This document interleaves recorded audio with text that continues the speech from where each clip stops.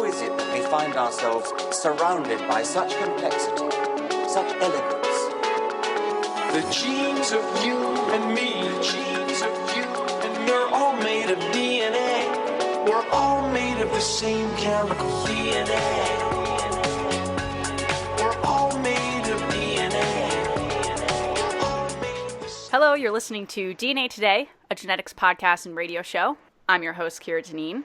DNA Today informs on what's happening in the genetic world, and during my broadcast here, I educate you, the public, on genetic and health topics through news and interviews. Guests usually include genetic counselors, researchers, doctors, patient advocates, and professors. And today's a different kind of episode where we're going to be discussing the genetic counseling graduate school application process, which is really involved, which is why I'm going to be doing 2 episodes on this. And for this discussion, I'm joined by a few fellow applicants. So we started the cycle in 2017 and ended this past April in 2018. And so we're all really, really excited to be enrolling in genetic counseling graduate schools this fall in 2018. So as you guys know, I'm Dineen from Connecticut, and I will be attending Sarah Lawrence College. I'm Katie. I am from Colorado and will be attending the University of Alabama at Birmingham. My name is Brianna Vandenadel. I'm from British Columbia in Canada, and I'll be attending the University of British Columbia. Hi everyone, my name is Brennan Winton, and I'm from San Diego, California, and I will be attending Keck Graduate Institute this fall. So we've got a pretty good panel of different people from really all over the place. We're pretty spread out in North America. And before we kind of get into the show, I do want to let you guys know that early next year, we're going to be releasing a follow-up episode, part 2 of this. And that's going to focus on the second part of the application process, where we're doing interviews, ranking, and matching. And we'll kind of explain what ranking and matching is and all that in the next episode. And we'll release that January, February, something in there, so that you can listen to it before you guys go out on interviews. So we're kind of trying to time it with the application cycle. And the other thing I want to plug before we get into it is that the blog post associated with this episode has information from over 50 different applicants that were also in our application cycle, where they share their experiences. So I've compiled that into one blog post so that you're hearing from not only the 4 of us, but many, many more people, to really try and get you a good view on what this application cycle looks like. We're going to start with what really is the overall application timeline, because it is kind of long. I think, Brenna, you were going to talk a little bit about what that looks like. Yeah, so the overall application timeline is pretty tedious in of itself. Applications generally open around August or early September, and I would definitely advise doing applications as early as you can, because you never know when life can get in the way. And then they're usually due around winter, so December and January, and then in late March or late January to March is usually when interview invitations will roll around. And then interviews will be held shortly after that, from February through April. And then the long-awaited match day will be at the end of April. So this past year, it was on the 27th of April, when everyone was basically glued to their computer screens looking to see if they were matched. Yes, and the night before was interesting. I had to totally distract myself, because you're just, oh my gosh, what's going to happen? Where are you going to end up? And this application process is not cheap. How much did it cost you guys from kind of beginning of, when you're throwing in GREs and GRE prep courses possibly, and application fees, and then possibly plane tickets? What did that end up looking like for you guys? Well, for me, I applied to many schools, and the application process alone was about $700, and that's not including the GRE or transcripts or plane tickets, so pretty hefty sum. Yeah, for me, I was in my first year, because I applied 2 years in a row. In my first year, I applied for 3 places and interviewed at 3 places. And in Canada, traveling out of British Columbia, especially where I am in the north, is very pricey. I ended up spending over, I would say, $2,000 on travel, hotel costs, and application costs for my 3 schools. And then in my second year, I applied for 3 and interviewed at 1. And I think I spent around $800, including a subscription fee to the Journal of Genetic Counseling. Yeah, I definitely spent a few $1,000s overall, including flights and hotels and everything. There are a few ways that I know that there are other people that have saved money just by taking, like, driving instead of flying or staying at Airbnbs instead of hotels. So, like, there are ways to manage your money a little bit better than I did. So it's something to keep in mind. Yeah, I applied to around 7 schools, and mine ended up being a little over 1,000. But mine, I was able to drive everywhere because I only applied to schools that were, like, in my area of kind of New England and that. Now, did any of us have to apply multiple times that experienced the cycle this past year and previous years? Yeah, I did. I applied for the previous cycle before the match program was actually put into place, and then I applied for this cycle as well. So you'll have lots of insight on our next episode of kind of comparing the two and how they were different, especially towards the end of finding out, where you're going, where you're not going, and things like that. Yeah, it was definitely a different process, so I'm excited to talk about that.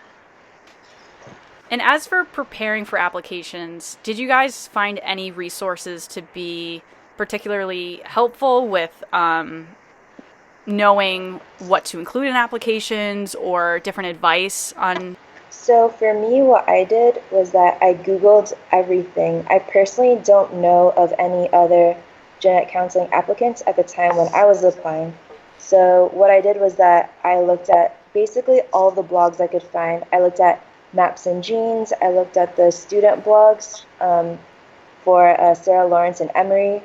And of course, My Gene Counsel had a really great article about what to expect when applying and interviewing. And what I also found helpful was forums. While they not be totally accurate, it was a great sounding board to discuss the application process with other students who were currently going through the same experience as I was. And that was through the Discord communications app and the Grad Cafe forum.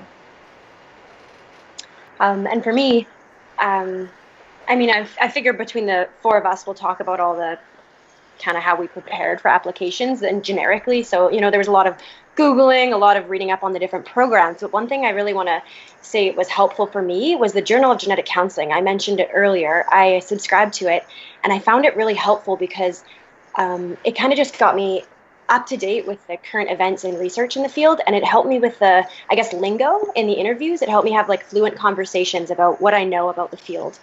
Additionally, a really helpful resource for me, believe it or not, was Kira's podcast. I listened to DNA Today for the past couple years while preparing myself for the interview, and I think it was really helpful just to hear about what genetic counselors in the field were doing currently. Another helpful one is aboutgeneticcounselors.com. There's a lot of free information on there. Journal of Genetic Counseling is amazing. If you can't afford that, aboutgeneticcounselors.com is great because you can actually watch simulated sessions with genetic counselors and patients so that you get a better idea of that, and again, picking up on the lingo and different aspects that can kind of pop up and all of that.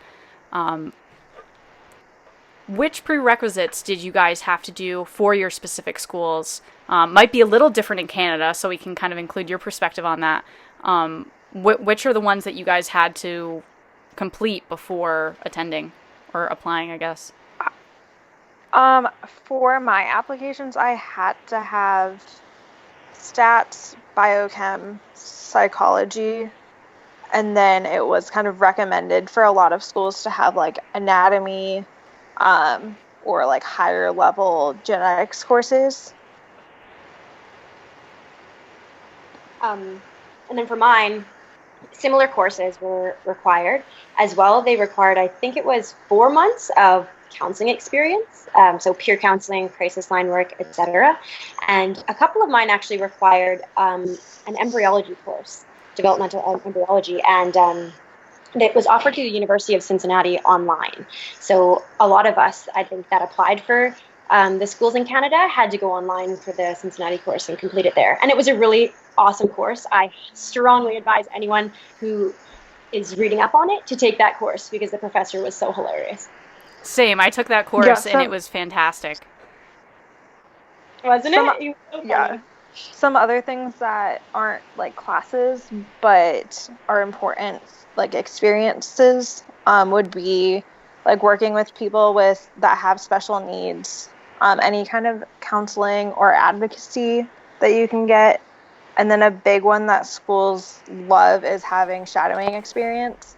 If you can't get in to shadow a genetic counselor, watching like simulations or even just having exposure, interviewing, talking to genetic counselors should show them enough that you know what you're talking about, you know that you're really interested in it. And I did find that a lot of genetic counselors were pretty eager to talk to us if you reach out. Like if you're not able to get shadowing experience and you want to instead just interview or, have a Skype chat with a genetic counselor, a lot of them were really willing to do so. And it was helpful, I find. And a resource for that is going to findageneticcounselor.com. At the bottom of the page, they have a link specifically like for students. And you can search for genetic counselor in your area. And it will pop up, a bunch of them for me in Connecticut. And it will actually say under there, student contact welcome. So you already know that they're very excited about talking to students and everything. And that can be a good way of finding genetic counseling shadowing experience. Or again, saying, can I buy you a cup of coffee and learn more about your job or something like that? People love free drinks. So, but to round off the prereqs, also, I think we mentioned biochem, but general biology, obviously genetics, that should be a no-brainer. Molecular genetics or cell bio, basic chemistry, and psychology. Organic chemistry, I think, was also one that a lot required. And for me, I think only one of the schools required embryology, but I'm actually going to that school, so it worked out taking that. Another random one is calculus. One of my schools required that, and I didn't take it, and they brought that up, and I was like, well, I don't really want to take that, so that one seems a little harder for me. I'm not a math person, but those are kind of generally the courses that you either need to take or that just make you look a little bit better maybe than other students. So going back to talking about genetic counseling shadowing experience, how did you guys end up getting your shadowing experience, and how much experience were you able to have? I was extremely lucky for my genetic counseling shadowing experience because there is no genetic counseling clinics anywhere in northern British Columbia. The closest units are in Vancouver. And when I reached out to Vancouver just on my own to look for shadowing experiences, a lot of the time the answer was that unless you volunteer in our clinic, you can't shadow. And I live in northern British Columbia, about 8 hours away. So since I didn't live near them, I couldn't volunteer, so I couldn't shadow. So I was really lucky that I had a friend who knew somebody who was able to get me in. Someone I knew in Prince George actually had a sister who worked as a genetic counselor in Hawaii. Wow. Who had gone to Vancouver and had made a lot of connections there. So she set me up with someone in Abbotsford, who then set me up with someone in Vancouver, who was able to help me get shadowing experience. And then by the start of my applications, I only had 1 day of shadowing, but I found that I had 4 or 5 sessions that I had shadowed. So it was really interesting.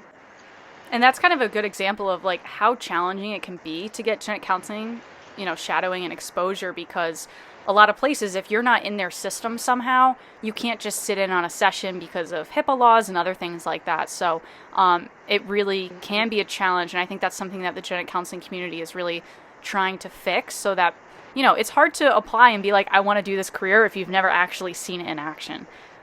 So it's important to, learn about it in some capacity.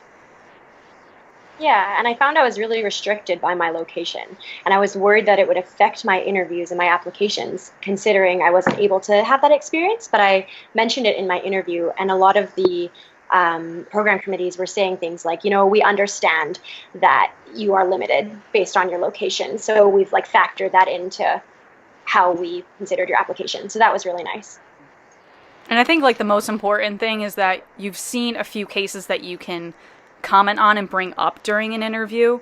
That way maybe you don't have the quantity, but you have that quality there, that you've actually seen either case start to finish, or you saw part of it and caught up with a genetic counselor to understand the other parts, or something like that. What other extracurricular activities did you guys do to enhance your applications, other than the genetic counseling shadowing? Yeah, I actually got a certification in mental health first aid. which is something that, at least from a couple of interviews, is something that they don't really see a ton. So it's a lot like the courses for regular first aid. You go in, you sit through different kind of lectures, you do different kind of role-playing stuff, and get to learn what to do in certain situations with people who might be having like a mental health crisis. And then I also coach a high school cheerleading team, so that helps teach me a lot about just communication and time management, which is a big thing for grad school. That's really neat. I think I got something similar to yours, but in Canada, I got the ASSIST certificate, the Applied Suicide Intervention Skills Training. And I actually got that through my crisis line work. So that was one of my extracurricular activities, is I volunteered on a crisis line. I also did a couple other things during my undergraduate. I did peer counseling, I did resident assistant, I did some research in genetics with NSERC. And then one really neat experience that I think enhanced my resume or my application on the second year around was I was really fortunate to get the opportunity to be a full instructor of a Psychology 101 course in my local college. I had one of my professors during my university degree help set that up, so I got to actually teach a course in psychology, and I think that was really helpful because not only did it enhance my application, but it helped me, bring up more experiences about, times I had to deliver bad news and et cetera.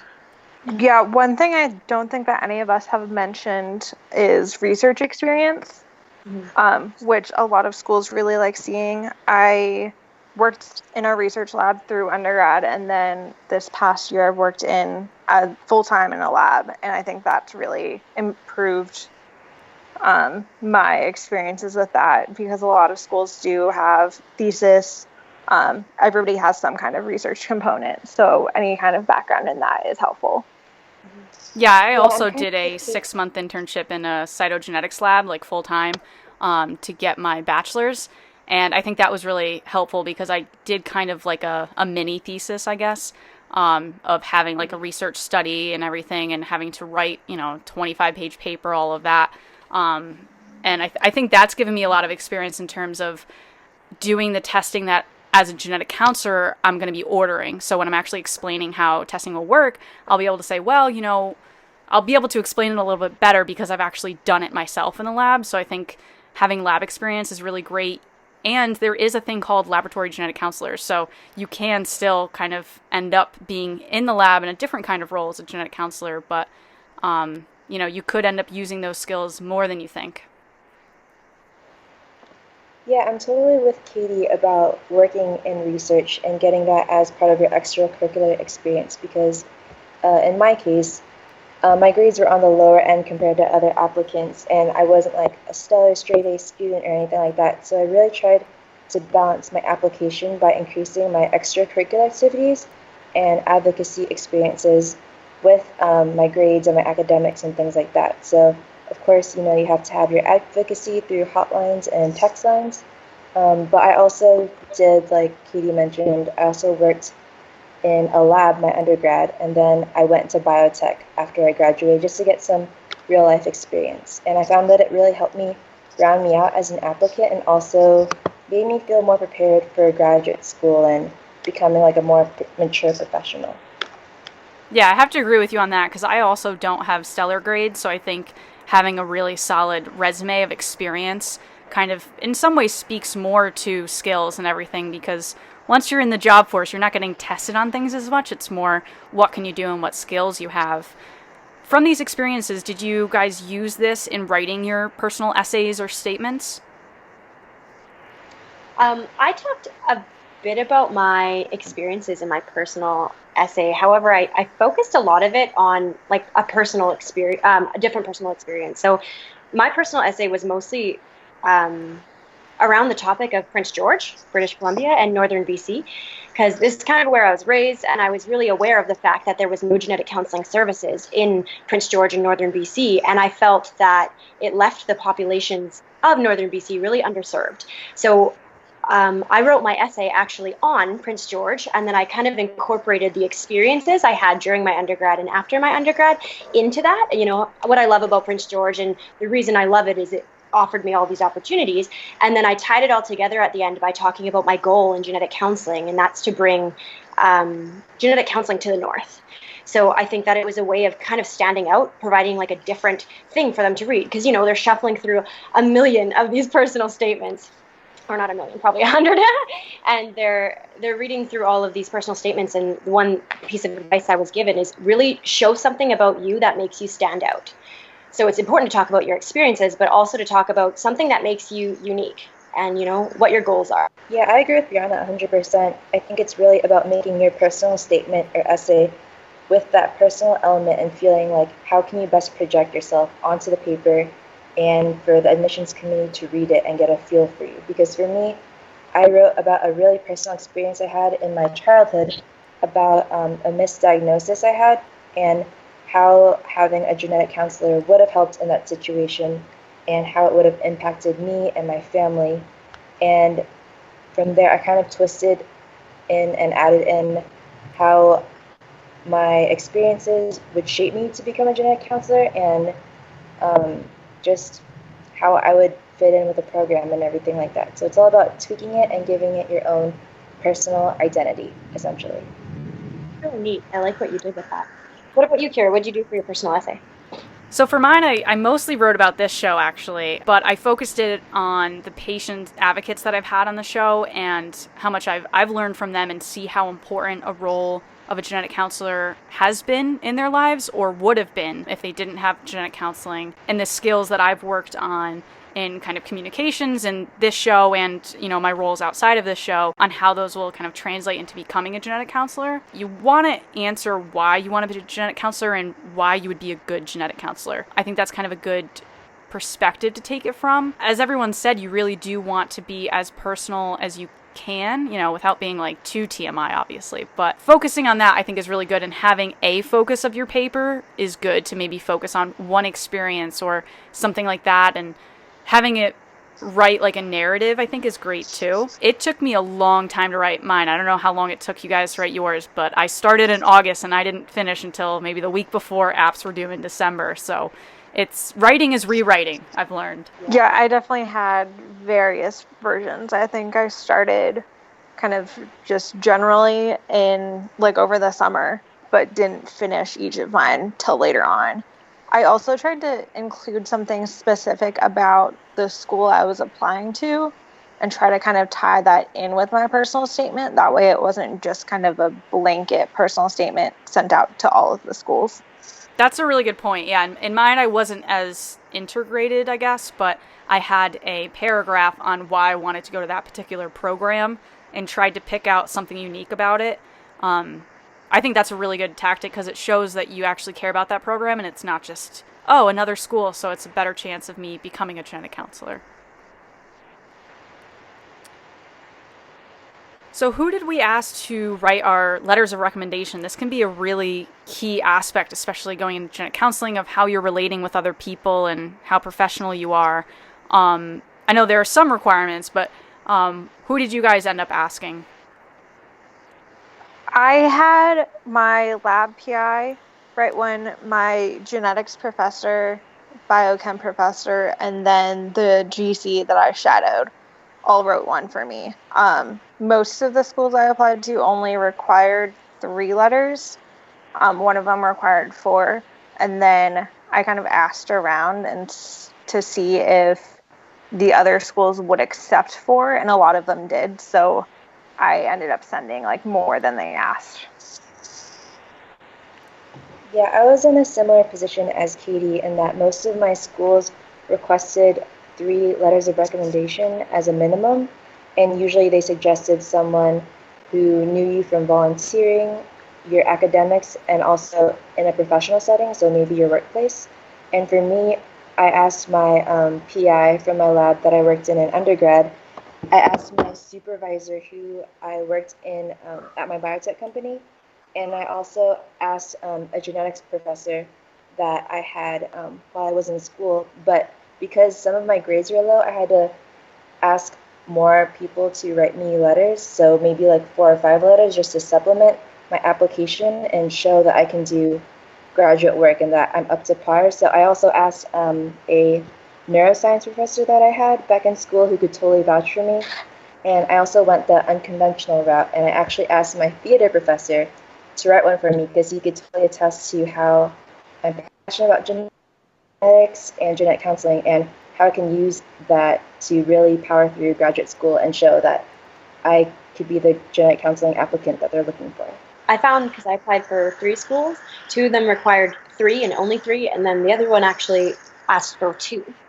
And a lot of the requirements were, one recommendation had to be from a professor, and then another recommendation had to be from someone who's experienced your counseling work. So, of course, I asked one professor. In my first year, it was my genetics professor, the one who was my supervisor for my genetics research. And then also my peer counseling for first year. And then I asked the coordinator of the crisis center for my second year.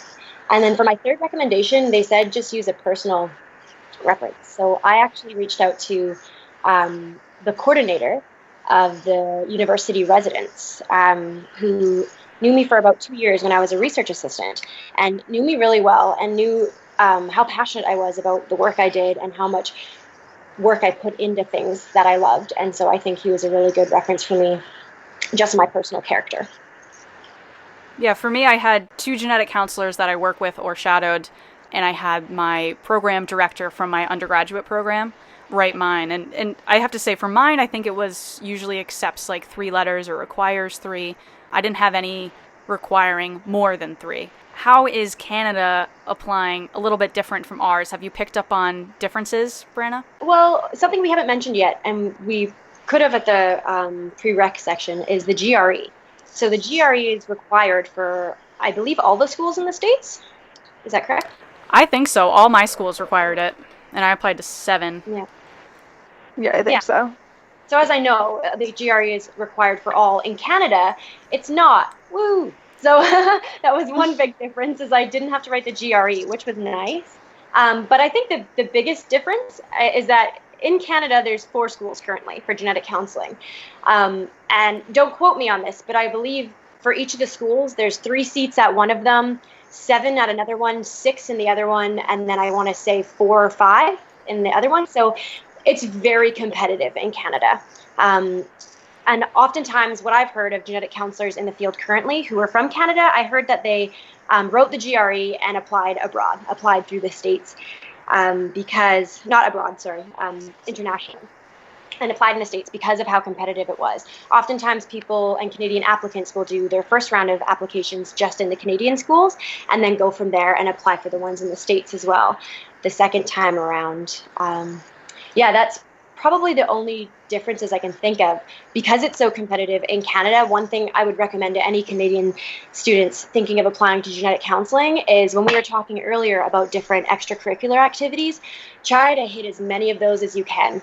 Honestly, get as much experience and make yourself as well-rounded as a person as possible when it comes to the different extracurricular experiences, because the more you can put on the application and the more you can talk about, the more you stand out. Yeah, definitely try to kind of check every box, but make sure that you're kind of doing it full out. So don't do it for a week just to check it off. Make sure it's throughout the year or a couple years if you have that.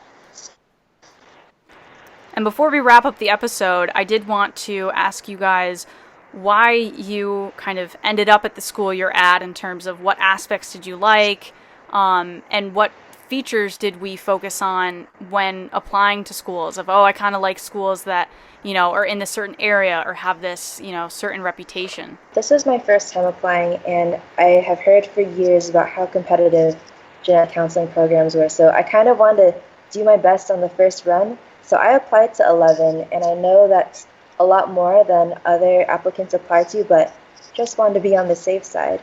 So for me, my main thing was location. Could I imagine myself living there for the next 2 years? Could my significant other prosper in that environment as well? And then from there, I kind of looked at each unique feature that the program had. So for KGI, when I went to the interview, everything just felt right. Like I had a gut instinct that I fit here, and I really enjoyed the curriculum. And I love that they had a unique twist on it, and that it was the only genetic counseling program housed within a school of pharmacy to get that pharmacogenetics emphasis. And that's something that I really loved about the program and why I ended up at it. So I think it's a lot of features, and it's important to focus on what works best for you. Like, don't use someone else's factors to compare with yours, because sometimes they might not be the same.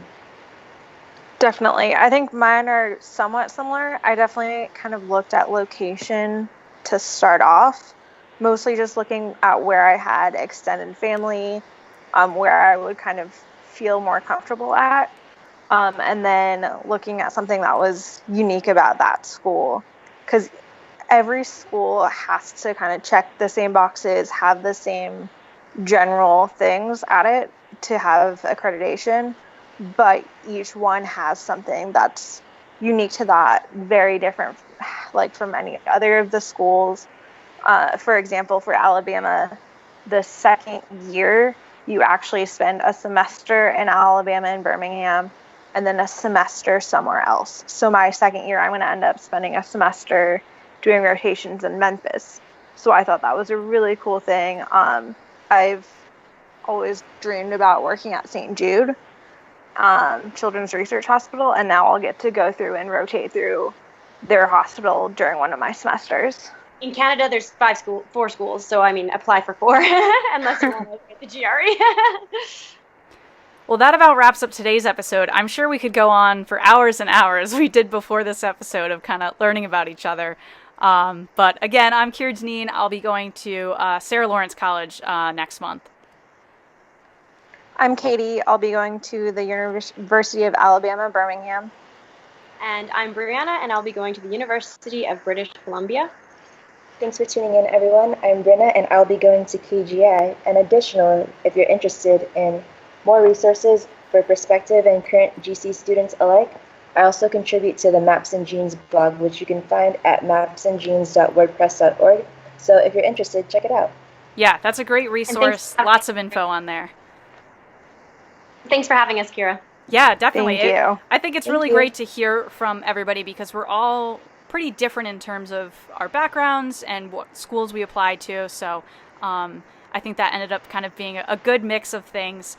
If you guys want to learn more, you can go to dnapodcast.com. Don't forget the blog post on there is representative of over 50 genetic counseling students that are going to be enrolling this fall. So you can check that out.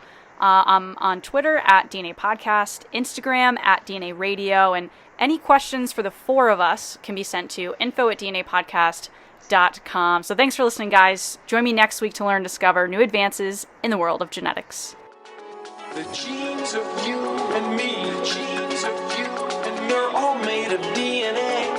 We're all made of the same chemical DNA.